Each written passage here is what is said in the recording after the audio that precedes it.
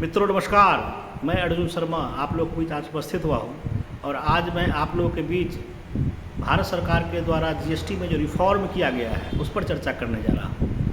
जैसा कि भारत सरकार के वित्त मंत्री निर्मला सीतारमण जी के द्वारा जो जीएसटी में रिफॉर्म किया गया है, नए जीएसटी दर लागू किए गए हैं, वह बहुत ही सराहनीय और इस देश के तरक्की के लिए बहुत ही अच्छी पहल कहा जाए भारत सरकार के द्वारा किया गया है। हम उसी पर चर्चा करेंगे।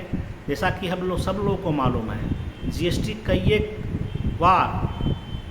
एक त्रुटि को सुधारते हुए, कई एक बदलाव लाते हुए, देश की आवश्यकता को समय के हिसाब से उसमें बदलाव लाते हुए आज जो जीएसटी जिस स्वरूप में खड़ा है वह वास्तव में आम जनता के लिए बहुत ही बेहतरीन और यह जनता के विकास, व्यक्तिगत विकास के लिए ही नहीं, यह राष्ट्र के विकास के लिए भी बहुत ही महत्वपूर्ण है। हम जानते हैं मित्रों, इससे पहले जब जीएसटी लागू हुआ था तो विपक्ष कहा करती थी जो ये गब्बर सिंह टैक्स है, क्योंकि विपक्ष का काम था इसको जनता के बीच में एक हैवॉक क्रिएट करना। लेकिन आदरणीय प्रधानमंत्री जी हार नहीं माने और उन्होंने बार बार जनता के लिए क्या सुलभ हो, क्या बेहतर हो, क्या अच्छा चीज़ हो, इसके लिए जीएसटी में सुधार बार बार करते रहे। और आज जो स्वरूप बन के आया है, जब हम देखते हैं जीएसटी का दो स्लैब, एक 5% और एक 18%, ये ऐसा स्लैब बना गया है और 0%। मतलब हम ये कह सकते हैं जो भारत के अर्थव्यवस्था के लिए जो अभी स्वरूप तैयार होगा, जो 12 सितंबर को जीएसटी लागू होगा, तो इसमें जितने भी देश के अर्थ जगत को समझने वाले हैं, जितने भी अर्थशास्त्री हैं, उनको लगा होगा कि वास्तव में यह जो रिफॉर्म है, यह एक ऐसी हम कह सकते हैं भारत के लिए, भारत की जनता के लिए, भारत के उद्योग जगत के लिए, भारत के जो व्यापार करते हैं खुदरा से लेकर थोक व्यापारी के लिए एक स्वर्णिम काल के तरह यह उपस्थित होगा। और यह कैसे हो सकता है? बहुत विपक्षी लोग कहते हैं कि यह झूठी बात है, मोदी जी ने ऐसे बोल दिया, किसी के जीवन में बदलाव आने वाला नहीं है।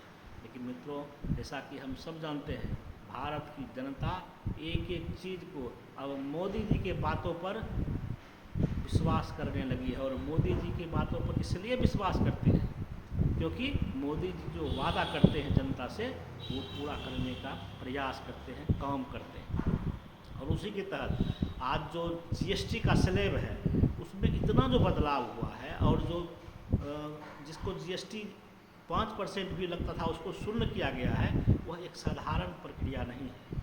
आप समझ सकते हैं, जो खाने पीने की बहुत सी चीज़ें थी, शैम्पू, साबुन और विभिन्न प्रकार के जो कॉस्मेटिक में सामान थे, वह 12% और 18% के स्लैब में आते थे, उसको 5% पर कर दिया गया है। बहुत से चावल हो, गेहूं का आटा हो, दाल हो, ये सब को 0% कर दिया गया है। अब ये आप कह सकते हैं जो अब गाड़ी है, गाड़ी जो 28% आया करता था उसको 18% कर दिया गया है।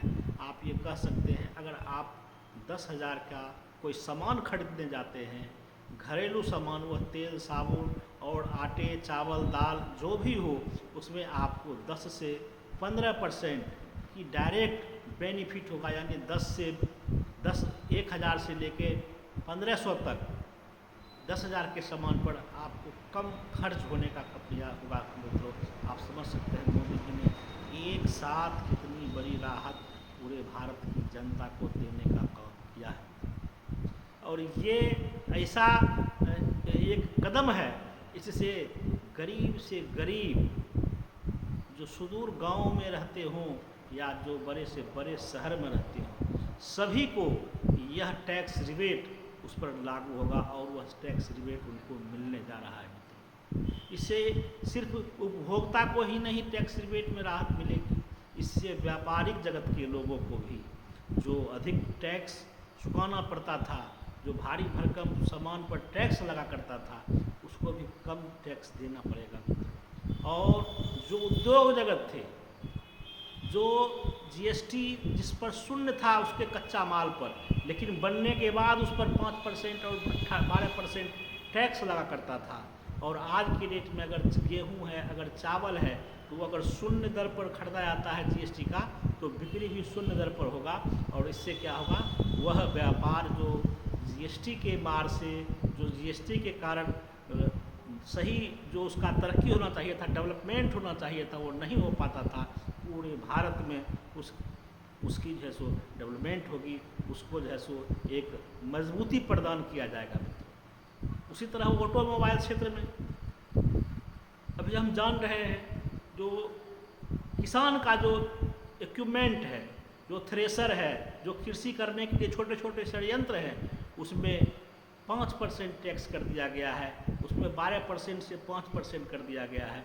जो किसान के लिए जो भारी मशीनें हैं 1 लाख 1.5 लाख में आया करती है, उस पर आप समझ सकते हैं डायरेक्ट 10,000, 15,000, 5,000, 8,000 तक का हर एक इक्विपमेंट पर छूट मिलने का काम होगा मित्रों। और उसी तरह उसके पार्ट्स पर भी 5% का टैक्स लगाया गया है मित्रों। और जो बड़े वाहन हैं उसको 28% से 18% के स्लैब में लाया गया है मित्रों। उसमें भी एक अच्छी खासी जो विक्रेता हो या क्रेता हो या प्रोडक्शन यूनिट वाले हो, उन सबको एक राहत की सांस मिली है, जो हम जो है सो एक बेहतर माहौल में अपने बिजनेस को बढ़ा सकते हैं। बिजनेस अपने बेहतर माहौल में अपने कारखाना को आगे बढ़ा सकते हैं। बेहतर माहौल में आम जनता एक अच्छी सामान जो अपने सुविधा के हिसाब से परचेज कर सकती है। और इसीलिए हम कहते हैं मोदी जी का जो योजना होता है वह आम जनता के लिए साथ साथ देश की तरक्की के लिए वह काम करते हैं मित्रों, और योजना बनाते हैं। बहुत से लोग ऐसे हैं जो ये सोचते हैं जो मोदी जी जिस तरह से अमेरिका जो है सो टैरिफ लगा दिया, और टैरिफ लगा दिया तो इसके लिए मोदी जी ने ये काम किए हैं, ऐसा नहीं है मित्रों। यह काम बहुत पहले से चल रहा था, और मोदी जी ने दिल्ली के लाल किले से इस बार 15 अगस्त को यह घोषणा की कि आप लोगों को जो दीपावली आने वाली है, उस दीपावली से पहले राष्ट्र की तरफ से तोहफा मिलेगा। और ये तोहफा था जीएसटी में अभूतपूर्व बदलाव। मैं इसके लिए बिहार के मुख्यमंत्री आदरणीय सम्राट चौधरी का भी धन्यवाद देना चाहता हूँ, क्योंकि वह जीएसटी काउंसिल के अध्यक्ष हैं। उनकी भी इसमें बहुत बड़ी भूमिका है। ये वित्त मंत्री जो है उनका भी बहुत बड़ा योगदान है। इसको एक जो ढांचागत जो व्यवस्था था उसको कैसे सुदृढ़ किया जाए, उसको वो करने का काम, और ये समझने का प्रयास किया जो किस चीज़ में कम करने से आम जनता को अधिक से अधिक लाभ हो, और उसको उन्होंने कम करने का प्रयास किया है मित्रों। और मैं इसके लिए मोदी जी को, केंद्र की सभी कैबिनेट मंत्री को, केंद्र सरकार को, और बिहार के पूरे भारत के राज्य के वित्त मंत्री को, और खास करके बिहार के उप मुख्यमंत्री श्री सम्राट चौधरी जी को हृदय से आभार व्यक्त करता हूँ, धन्यवाद देता हूँ। आप इसी तरह आगे भी आर्थिक रूप से देश कैसे सबल हो, कैसे मजबूत हो, ऐसी पहल करते रहें, ताकि आम जनता का सहूलियत के साथ साथ इस देश का भी विकास हो, इस देश का भी तरक्की हो। बहुत बहुत धन्यवाद। नमस्कार।